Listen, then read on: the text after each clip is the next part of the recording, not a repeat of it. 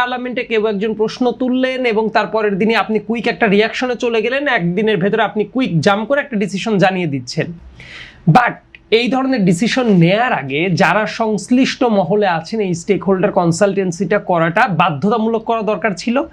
একই সাথে এটা প্রাথমিক নিয়ে যারা কাজ করেন, মাধ্যমিক নিয়ে যারা কাজ করেন, অভিভাবকদেরও মতামত নেওয়াটা জরুরি। অ্যাট দ্য সেম টাইম একটা রিসার্চের কথা বলছিলেন, আমারও শোনার পরে আগ্রহটা জাগলো যে লটারি হওয়ার আগের যে মান এবং লটারির পরের যে মান, এই প্রত্যেকটা ব্যাপার নিয়ে যদি স্টেক হোল্ডার কনসালটেন্সি করার পরে তারপর যদি প্রসেসটা নিয়ে আগানো যেত, এত কুইক সলিউশনের দরকার নাই, তাইলে আপনার কাছে অনেকগুলা জিনিসের উত্তরটা মিলতো।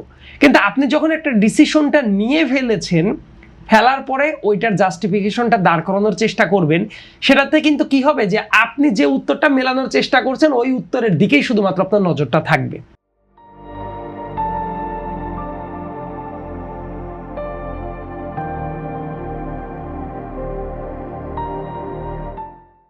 এতে করে কি হবে যে আপনি আলটিমেটলি প্রকৃতপক্ষে গ্রেটার ইন্টারেস্ট খোঁজার চেয়ে যে আমি এটা করতে চাই, ওইটা করার জন্য যে পথে আগাইতে হবে আপনি ওই পথে আগানোর প্ল্যানটা করবেন।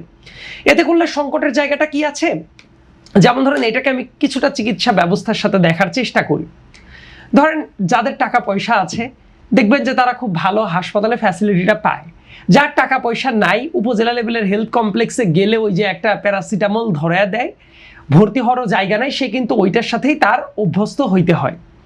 এখন ব্যাপারটা হলো শিক্ষা ব্যবস্থার এইটা, ওই জোনিং এর কথা যেটা বলা হচ্ছিল, আমার কাছে যেটা মনে হয় আপনি যদি ফ্যাসিলিটির জায়গাটা বাড়ান, ওই যে কিছু কথা আসছিল যে নটরডেমের কথা আসছিল, হলিক্রসের কথা আসছিল, ভিকারুন্নেসার কথা আসছিল, উইলস ফ্লাওয়ারের কথা আসছিল, ধরেন ক্যাডেট কলেজগুলো আছে। আবার বাংলাদেশে প্রাইমারি স্কুলগুলোতে যদি যান দেখবেন যে টিচাররা ঠিকমতো ক্লাসেই আসে না। হাই স্কুল অনেক জায়গায় আছে যে স্টুডেন্টরা পড়াশোনা পারবে কি, শিক্ষকদের যে মান, এতে করে আবার শিক্ষকদেরই শুধু দোষ দেওয়া হয়। কিন্তু শিক্ষকদের যে মান, তাদের ফ্যাসিলিটি যদি না বাড়ানো যায় তাহলে অনেক মানুষ তো, যোগ্য মানুষ তো ওই জায়গায় যাওয়ার চেষ্টা করবে না। একজন মানুষ ধরেন বিশ্ববিদ্যালয়ের একজন গ্র্যাজুয়েট, সে তো উইলিংলি হাই স্কুলের একজন, ধরেন আপনার লোকাল এরিয়া যেটা, লেটস সে আপনার কুড়িগ্রামে বাড়ি, কুড়িগ্রামের একটা উপজেলা লেভেলের একটা হাই স্কুলে একটা বিশ্ববিদ্যালয়ের গ্র্যাজুয়েট কি যেতে চায়? তার কারণ ওই সুযোগ সুবিধাটাকে আপনি কি করেন, অ্যাকোমোডেট করেন নাই। এখন এই সমস্যাগুলোর সমাধান না করে আপনি যদি মনে করেন যে শুধুমাত্র লটারি সিস্টেমটা তুলে দিলেই, পরীক্ষা নিলেই সব সমস্যার সমাধান হয়ে যাবে, তাতে করে মনে করা হবে যে আপনি একটা পুরা ব্যাপারটাকে কোন অপটিক্সে দেখছেন, দেখার মাত্রাটাকে আপনি খুবই লিমিটেড জায়গায় নিয়ে আসছেন। এতে করে আসলে প্রকৃত সমস্যার সমাধানটা হবে না। এমন যদি করতে হয়, ওই যে জোনিং সিস্টেমই যদি করার দরকারটা হয়, এটার সাথে কিন্তু রাষ্ট্রের আরো অনেকগুলো অর্গান জড়িত, শুধু এই শিক্ষা মন্ত্রণালয় দিয়ে কাজ হবে না।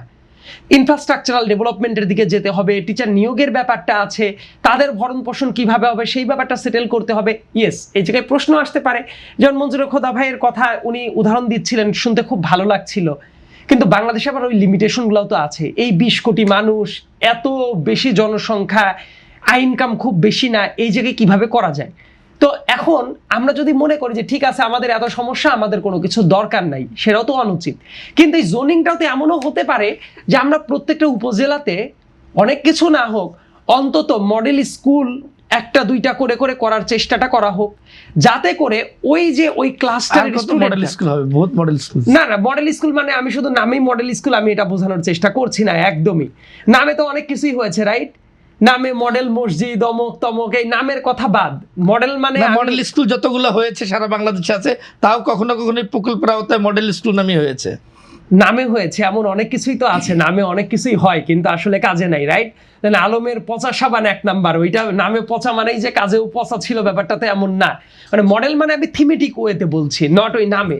তো এটা যদি করা যায় তাহলে যেটা সুবিধাটা হবে, যেমন আমি আমার ব্যক্তিগত কথা বলতে পারি, ধরেন আমি আমার যে উপজেলাটা ছিল তার পাশের উপজেলার স্কুলে গিয়ে আমার পড়তে হয়েছে, কারণ আমার উপজেলায় মনে হয়েছে ওই জায়গায় ভালো স্কুলটা নাই। যদি এমন হতো যে প্রত্যেকটা উপজেলায় অন্তত 2টা করে স্কুল, খুব ভালো স্কুল থাকে, তাহলে কিন্তু কি হবে, এই যে মানুষ যে অন্য জায়গায় জাম করে, মাইগ্রেট করার চেষ্টাটা করে, এটা কিন্তু কমে যাবে। আপনার এলাকাতেই যদি ভালো একটা শিক্ষা প্রতিষ্ঠান থাকে, কে চায়, ধরেন আপনি একজন বাবা, আপনি কর্মজীবী একজন বাবা হিসেবে আপনি কি চাইবেন যে আপনার সন্তানকে নিয়ে বহু কিলোমিটার দূরে যে স্কুলে দিতে, নাকি আপনি চাইবেন যে আপনার পাশে যদি একটা মানসম্মত স্কুল থাকে ওই জায়গাতেই দিবেন? সো এই জোনিংটা করার আগে, এখন আপনি জোনিংটা করলেন যে এই জায়গায় ভর্তি হইতে হবে, কিন্তু আপনার ওই স্কুলের শিক্ষার মান ভালো না, তো আপনি একজন বাবা হিসেবে কি চাবেন যে ইন্টেনশনালি একটা খারাপ স্কুলে ভর্তি করতে? এটা তো কখনোই চাবেন না।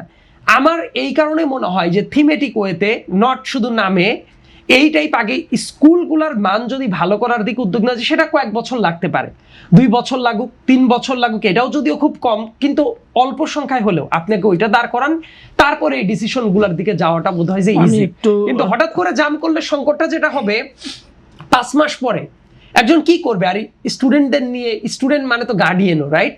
তাদেরকে গিনিপিগের মতো বারবার করে ইউজ করতে থাকবেন, এই সৃজনশীল পদ্ধতি আসবে, কালকে অমুক আসবে, এই জায়গায় এমসিকিউ আসবে, এইটা বাদ, অমুক স্কুলের সিস্টেম এইটা, এই গিনিপিগের মতো করে ব্যবহার করে যাতে ভবিষ্যতে বারবার করে গিনিপিগই যাতে না হয়, একটা স্ট্যাবিলিটির জায়গাটা যাতে আসা যায়। এবং ভাইয়া আর একটা খুব চমৎকার কথা বলেছিল, আমার খুব ভালো লেগেছে এই কথাটা, যে এই যে একটা গভর্নমেন্ট আসবে হঠাৎ করে সব নীতি চেঞ্জ, এইটা না, বরং কিছু কিছু জায়গায় সত্যিকার অর্থে কমিশন করে এই টাইপ স্ট্যাবিলিটির দিকে যাওয়া উচিত, যে এইটা আমাদের 20 বছরের প্ল্যান, 25 বছরের প্ল্যান, নো ম্যাটার কে গভর্নমেন্ট আসবে না আসবে, টুকটাক মডিফিকেশন থাকতে পারে, কিন্তু কিছু বেসিক জায়গাতে আমাদের একদম সলিড প্ল্যানে যাইতে হবে, ইরেসপেক্টিভ অফ কে গভর্নমেন্টে আসলো না আসলো।